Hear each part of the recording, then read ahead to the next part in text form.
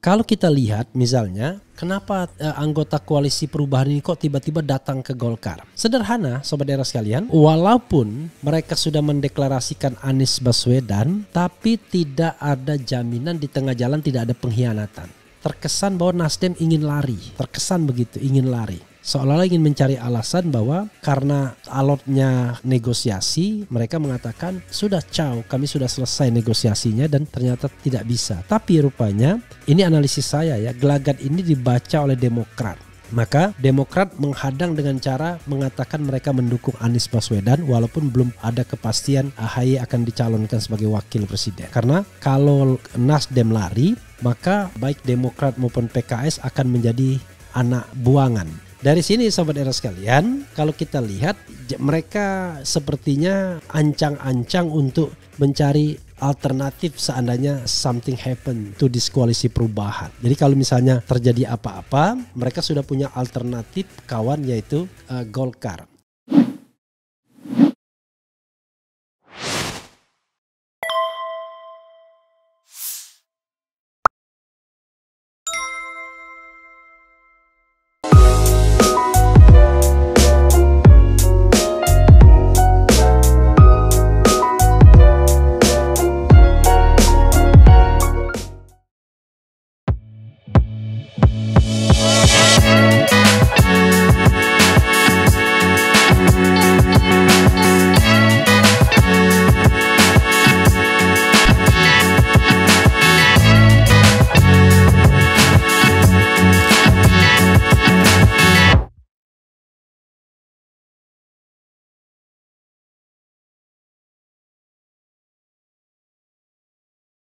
Assalamualaikum warahmatullahi wabarakatuh. Sobat RH sekalian, jumpa lagi kita di channel yang keren ini. Keren cadas ya sobat semuanya.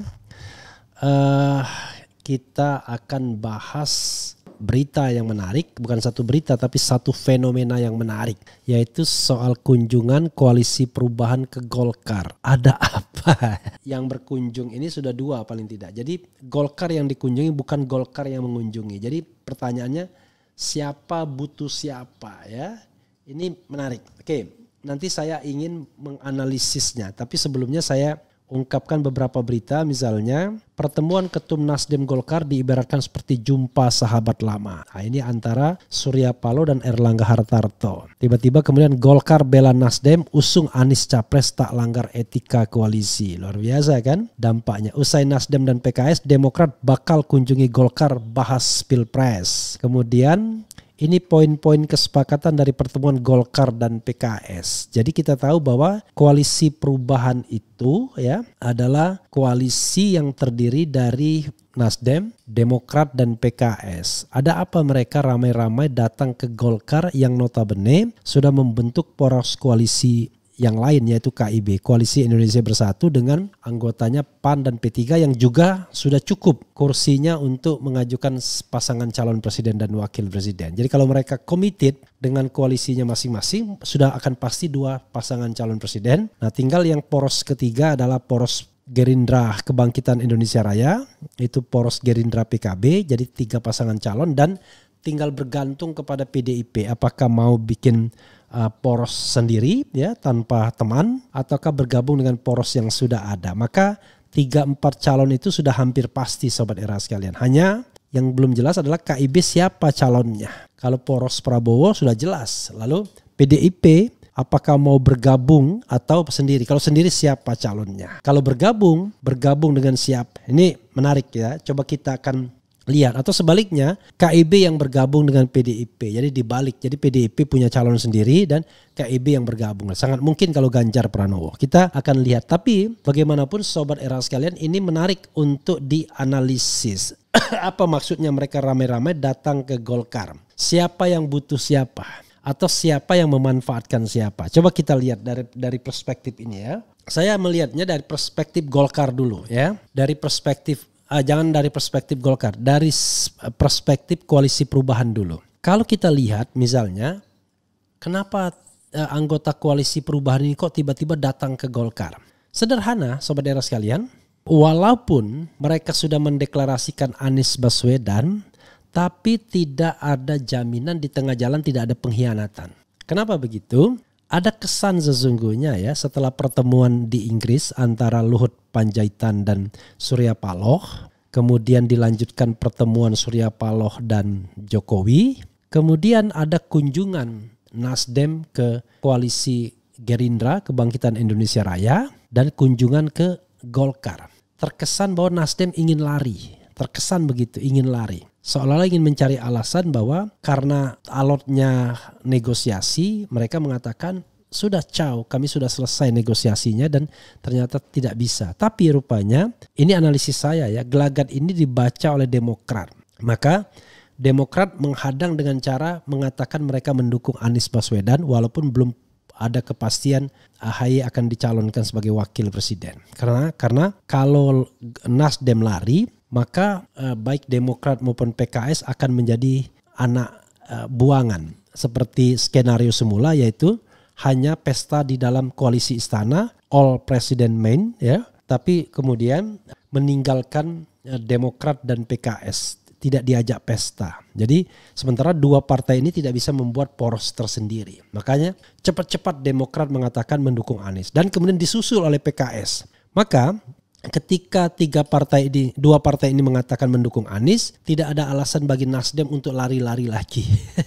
Makanya kemudian ini kan aneh jadinya kan, seperti kejarlah daku, aku pun akan berlari ya. Kejarlah daku, aku pun akan menjauh. Jadi bukan minta dikejar, tetapi bukannya kemudian mendekat, tetapi menjauh. Nah, karena lem perekatnya itu tidak terlalu kuat, mereka tetap mencari alternatif. Nasdem bisa tetap committed pada Anies, mungkin juga bisa tidak, bergantung. Tapi ketika dia berkomunikasi sama Golkar, jangan lupa Nasdem Golkar itu adalah skenario awal. Karena pada sebelumnya Nasdem mau melakukan konvensi sesungguhnya, lalu dengan menawari Golkar jabatan wakil presiden untuk memastikan mereka memenuhi ambang batas 20%. Tapi waktu itu Golkar belum mau. Ya tentu saja mereka nggak mau karena daya tawar mereka kok jadi wakil presiden saja. Oke, jadi kalau seandainya ada poros Nasdem Golkar itu cukup 20%. Demokrat, PKS juga tidak mau ketinggalan. Poros PKS Golkar juga cukup 20%. Demikian juga poros Demokrat Golkar cukup 20%. Dari sini Sobat Era sekalian, kalau kita lihat mereka sepertinya ancang-ancang untuk mencari alternatif seandainya something happen to this koalisi perubahan. Jadi kalau misalnya terjadi apa-apa, mereka sudah punya alternatif kawan yaitu Golkar. Tinggal dicocokkan. Misalnya kalau Nasdem atau paketnya tetap Anies AHY, Anies AH atau Airlangga Hartarto. Kalau misalnya dengan PKS Erlangga nomor 1 kemudian Aher menjadi nomor 2. Kalau dengan Demokrat juga begitu. Misalnya AH Erlangga Hartarto nomor 1 dan kemudian AHY nomor 2. Nah itu kalau kita lihat kemungkinan koalisi perubahan ini bisa pecah. Lalu dari sisi Golkar bagaimana? Itu dari sisi koalisi perubahan. Dari sisi Golkar ya kurang lebih sama, timbal balik. Jadi mereka melihat mereka punya positioning yang tinggi sesungguhnya. Dengan 85 kursi, sebenarnya Golkar mudah sekali untuk mencari mitra koalisi. Satu saja partai diambil, maka mereka bisa mengajukan calon. Kecuali dengan P3 yang tidak bisa. Karena kalau dengan P3 jumlahnya cuma 114 kursi dan itu kurang. Karena minimal, unfortunately, cuma hanya kurang satu saja. Karena Golkar itu 85 kursi dan P3 itu 19 kursi. Jadi jadinya 104 kursi. Jadi masih kurang 11 kursi. Jadi karena itu dengan P3 tidak akan terjadi koalisi ya. Tetapi dengan PAN bisa, dengan partai-partai lainnya juga bisa. Jadi Golkar mudah sekali. Nah, hanya soalnya adalah problem Golkar adalah dua hal. Satu, dia tidak memiliki calon presiden dengan elektabilitas tinggi. Dan kedua, frankly speaking, elit Golkar itu tetap dipegang kerah bajunya oleh istana. Jangan lupa Luhut Binsar Panjaitan juga termasuk petinggi Golkar yang bisa menentukan kebijakan Golkar. Jadi sobat era sekalian, Golkar partai besar yang galau, ya, karena dia hanya menyediakan kendaraan, tetapi kendaraan itu tidak bisa dia pakai sendiri. Dia tinggal tunggu sinyal dari istana, apakah KIB jadi akan dipakai, kalau enggak KIB bubar dan kemudian mereka cari koalisi masing-masing. Tapi kalau KIB jadi dipakai, maka secara teoritis dipakai untuk Ganjar Pranowo, hanya Ganjar harus juga di-endorse oleh PDIP. Karena kalau tidak di-endorse oleh PDIP, Ganjar barangkali tidak mau juga. Jadi barangkali sikap Ganjar terakhir adalah dia mau asal dia di-endorse oleh PDIP. Artinya diajukan oleh PDIP, KIB-nya ikut. Bukan KIB mengajukan Ganjar lalu PDIP ikut. Dalam kamus Megawati pasti tidak demikian. Karena itu walaupun KIB memiliki kursi yang sudah cukup 20%, tapi nasibnya bergantung pada PDIP. Kalau PDIP mengajukan selain Ganjar, KIB bubar. Tapi kalau PDIP mengajukan Ganjar, KIB ikut, istana ikut. Jadi bukan Teguh Umar yang ikut istana, tapi istana yang ikut Teguh Umar. Itulah persaingan elit di antara kubu istana dan kubu Teguh Umar. Jadi sobat era sekalian, mudah-mudahan ya dengan silaturahmi ini yang terjadi adalah Golkar yang gabung dengan poros koalisi perubahan, bukan Golkar yang menarik anggota koalisi perubahan atas perintah misalnya istana. Karena kalau iming-imingnya besar bisa jadi. Misalnya di koalisi perubahan ternyata AHY tidak mendapatkan calon wakil presiden misalnya, dan tiba-tiba di koalisi KIB dia mendapatkan koalisi KIB atau koalisi dengan Golkar mendapatkan wakil presiden, maka bisa jadi kemudian dia lari. Kok bisa begitu? Ya itulah politik. Karena jangan lupa sobat era sekalian ya, yang paling penting adalah bagi partai itu adalah bagaimana menyelamatkan partai masing-masing dan mempertinggi daya tawar atau kursi partai politik. Bukan bagaimana memenangkan calon yang notabene bukan kadernya sendiri. Beda ketika Demokrat mencalonkan SBY, mereka akan mati-matian karena SBY belongs to Demokrat, tapi Anies not belongs to any political party. Dia bisa dibilang faktor yang independen. Nah, bahkan to some extent Anies orbitnya jauh lebih dekat ke Nasdem karena Nasdem yang duluan dan Nasdem yang membawa dia kemana-mana. Walaupun kalau dites kotel efeknya belum tentu Nasdem yang menikmatinya. Kalau di RH Channel sudah jelas yang menikmati justru lebih banyak PKS misalnya. Jadi sahabat era sekalian kita akan lihat ya. Kita akan juga bikin polling, coba sekali-sekali bikin polling mengenai partai Islam. Ya, saya ingin melihat juga di antara partai Islam atau berbasis masa Islam berikut ini mana yang akan Anda pilih. Yaitu nanti sesuaikan dengan abjadnya ya. Ada di situ ada PKB, kemudian ada PAN ya, kemudian ada PKS, ada P3, ada Partai Umat. 5 ya, nggak ada partai yang lain ya.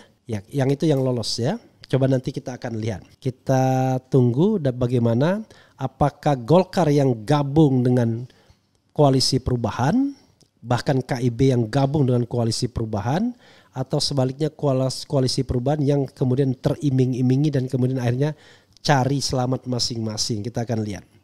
Kalau KIB gabung dengan koalisi perubahan ya terjadi grand coalition karena akan terjadi koalisi 6 partai politik yang pemilik kursi di DPR. Artinya yang tersisa hanyalah Gerindra, PKB dan PDIP. Jadi bisa saja head to headnya antara Anies berpasangan dengan siapapun dan Prabowo berpasangan dengan siapapun. Jangan-jangan Prabowo Ganjar malah. Jadi kalau Prabowo Ganjar ya kuat juga.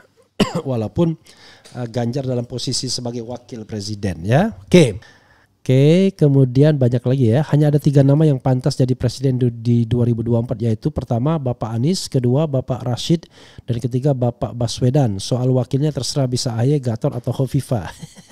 Luar biasa. Anies atau Rashid atau Baswedan. Anies AHY insya Allah bang. Ya sahabat era sekalian, itu tadi ya. Kita akan lihat nanti ujungnya di mana.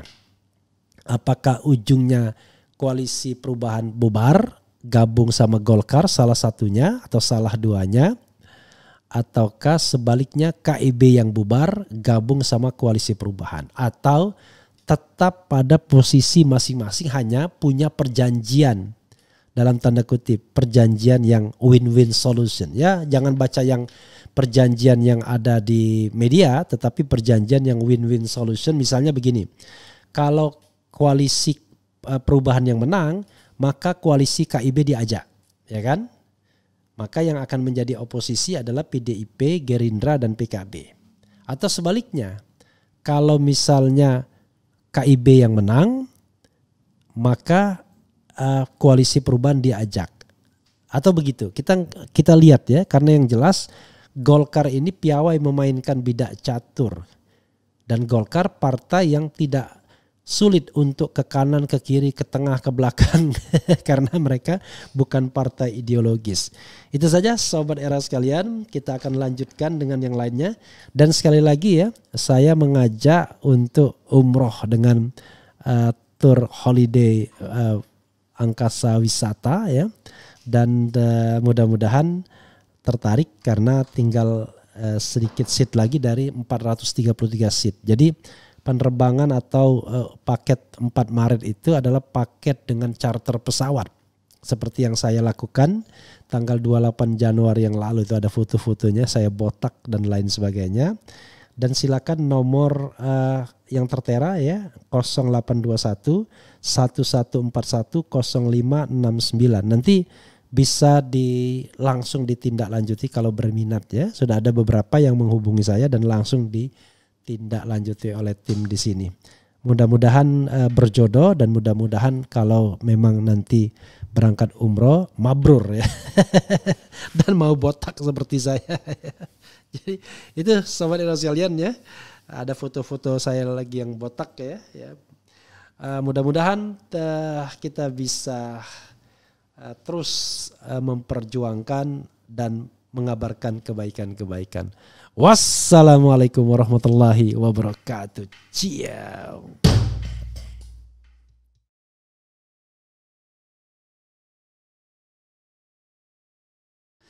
Assalamualaikum warahmatullahi wabarakatuh. Sobat RH sekalian, jumpa lagi kita di channel yang keren ini. Keren cadas ya sobat sekalian. Saya pakai jaket keren cadas ya, tapi jaketnya ini bahannya bahan denim, bahan Levi's. Jadi agak berbeda sedikit. Jadi sahabat Era sekalian, silakan kalau yang mau pesan ya.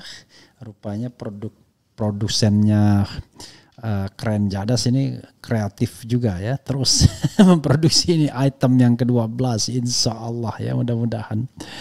Sobat Era sekalian, saya juga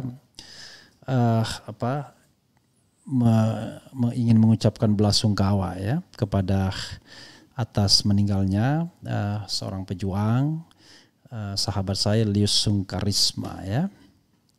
Jadi Sobat Era sekalian, Lius Sungkarisma gara-gara tuduhan makar tersebut rupanya dia bikin warung makar, buat kopi makar dan lain sebagainya.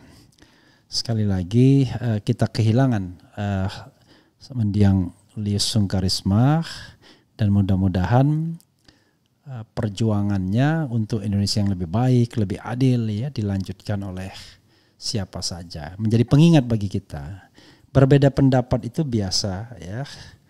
Kita tetap butuh peringatan dari orang-orang yang berani memperingatkan kekuasaan.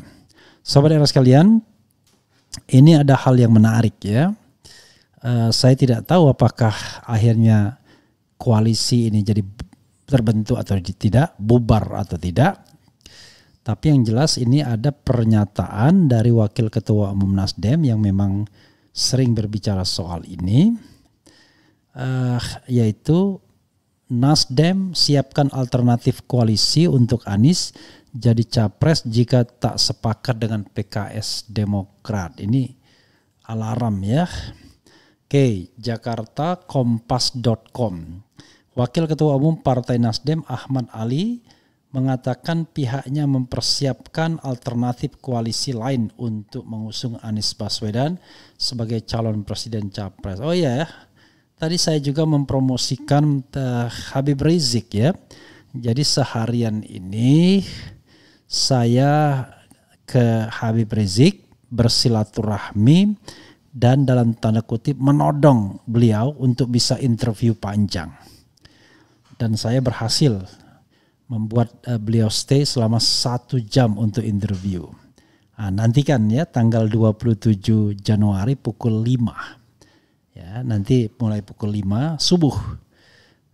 Banyak topik yang kita bahas. Ya, pokoknya very eksklusif ya, karena hanya RH channel saja ya yang yang diterima. Oke.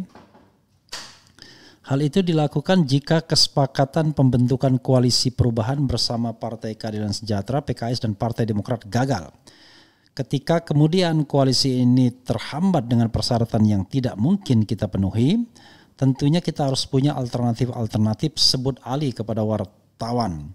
Pasalnya lanjut Ali, hingga kini Nasdem merasa belum ada pihak yang membantunya untuk mendukung Anies maju dalam kontestasi perebutan kursi RI 1. Padahal Nasdem tak bisa mengusung sendiri karena tak mencukupi syarat pencalonan ambang batas presiden atau presidential threshold sebesar 20% kursi DPR RI.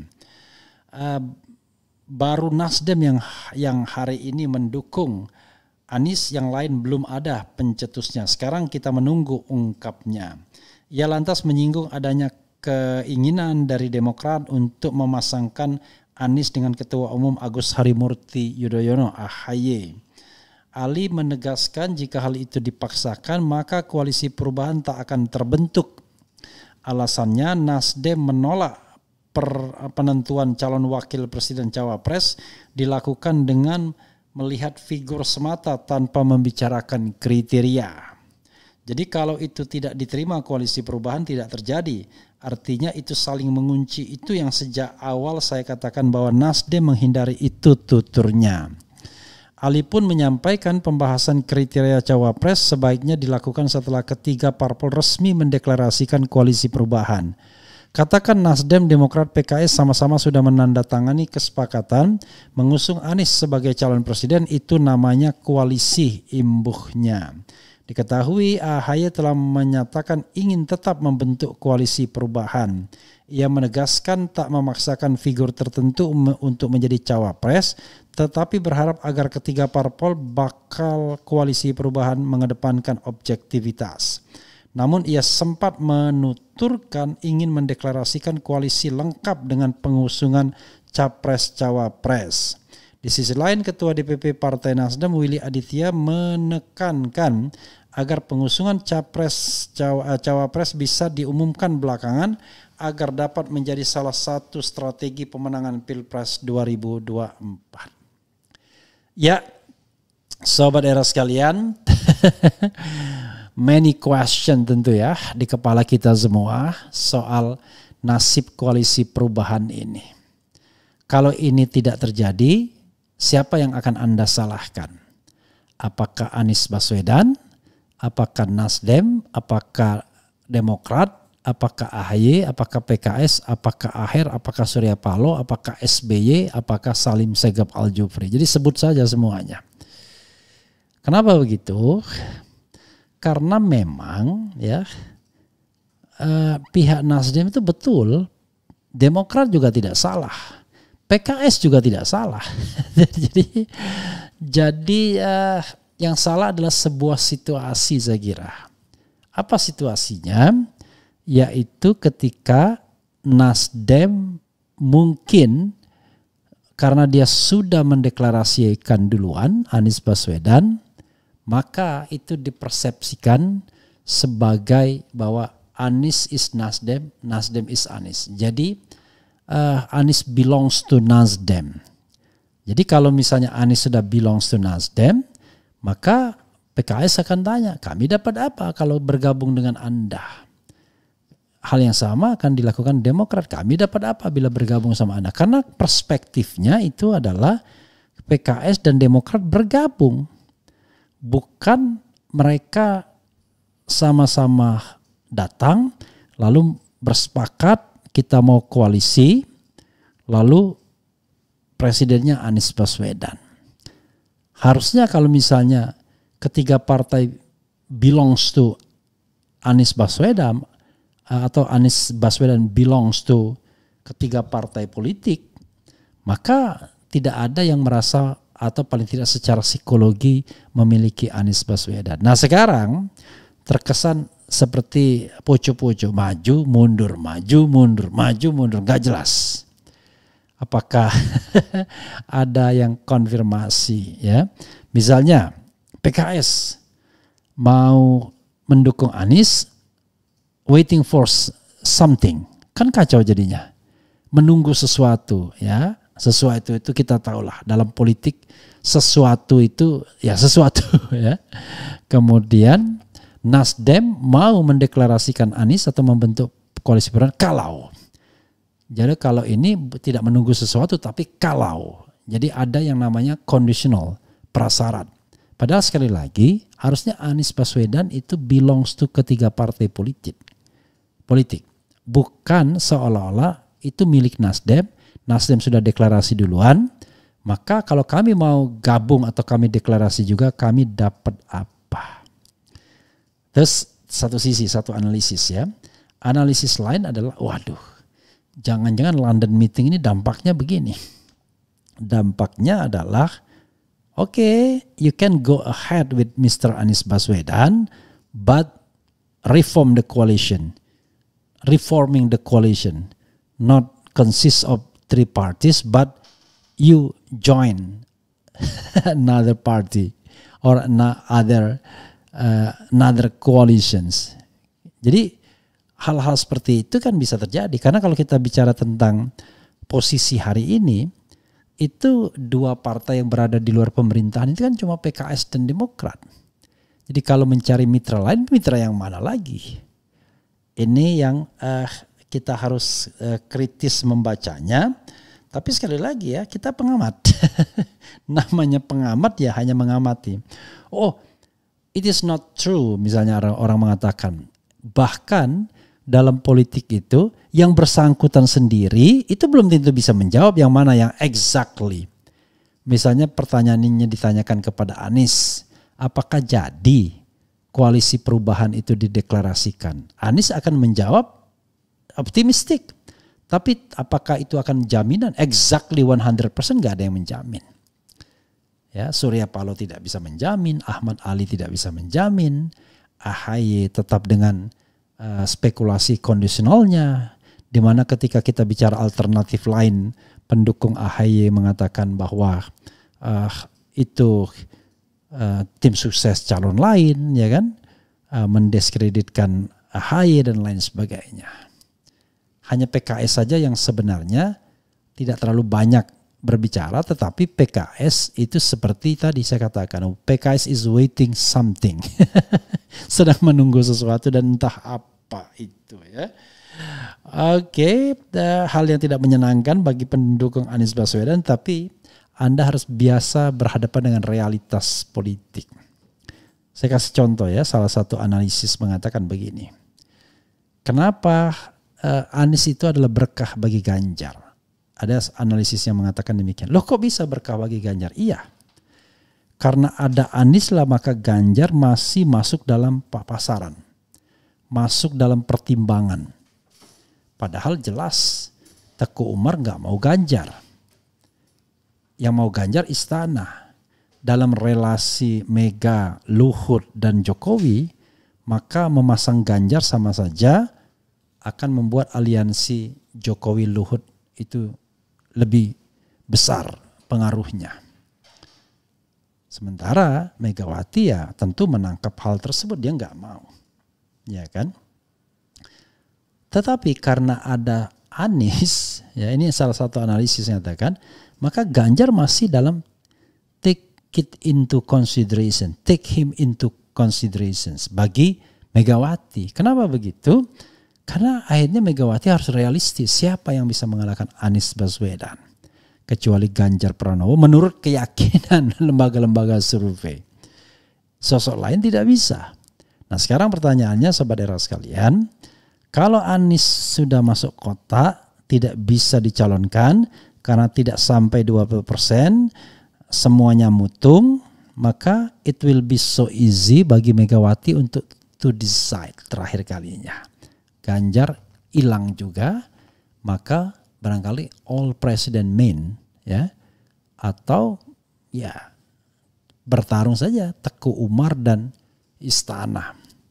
Dan kalau terjadi pertarungan seperti itu, pertanyaannya apakah akan terjadi yang namanya genuine presidential election, ya.